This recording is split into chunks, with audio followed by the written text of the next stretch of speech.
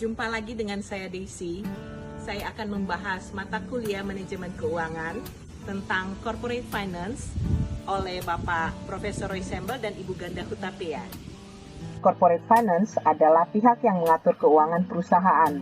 Corporate finance terutama berkaitan dengan memaksimalkan nilai pemegang saham melalui perencanaan keuangan short term dan long term. Selanjutnya, apa itu short term? Di mana hutang dengan waktu kurang dari atau sama dengan 1 tahun yang digunakan untuk memenuhi aktiva lancar.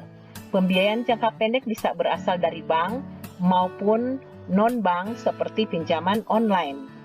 Adapun proses evaluasi pembiayaan atau credit evaluation process, di mana ada credit application, kemudian ada data collection, dan setelah itu ada kredit analisis, kemudian dievaluasi, dan ada komplement data, kemudian ada kredit dan kolateral, dan ada administrasi lending, dan terakhir ada fasilitas untuk kredit tersebut.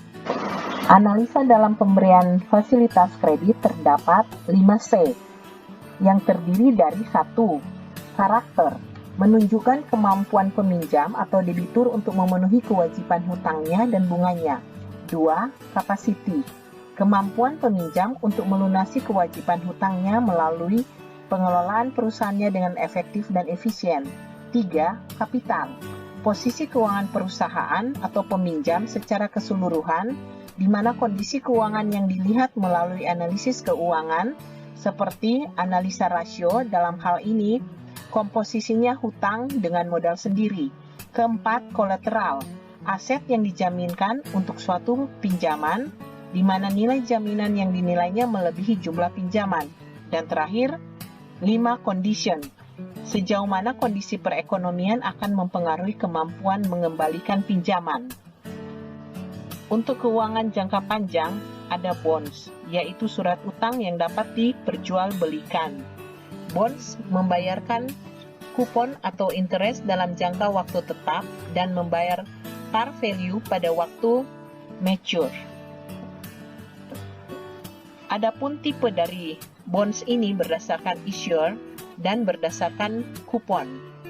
Berdasarkan issuer ada Federal Government Securities, Federal Agency Securities, Municipal Securities, Corporate Bonds, dan berdasarkan kupon ada Zero Coupon Bonds, Fixed Rate Coupon Bonds, Floating Coupon Bonds, Reverse Floater, Inflation Index Bond. Kemudian ada rating atau simbol bonds dan definisinya yang dibuat oleh Pevindo. Kemudian bond risk terdiri dari kredit atau default risk, yaitu kredit gagal bayar yang adalah risiko dari kredit.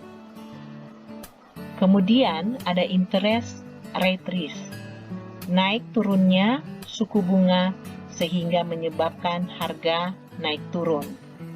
Dan ada liquidity risk, di mana pada saat mau menjual bond, market sedang tidak bagus sehingga tidak dapat dijual atau tidak ada cash.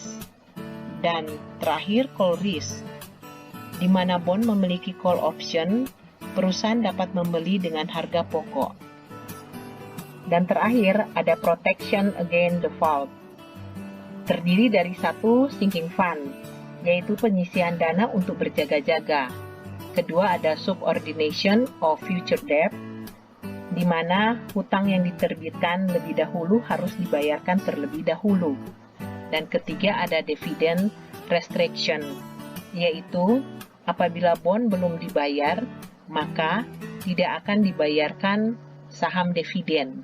Keempat, kolateral atau jaminan, di mana tidak menggunakan jaminan fisik, tapi pada suatu situasi kritis, investor akan meminta jaminan. Terima kasih. Sampai jumpa pada materi selanjutnya. Dah.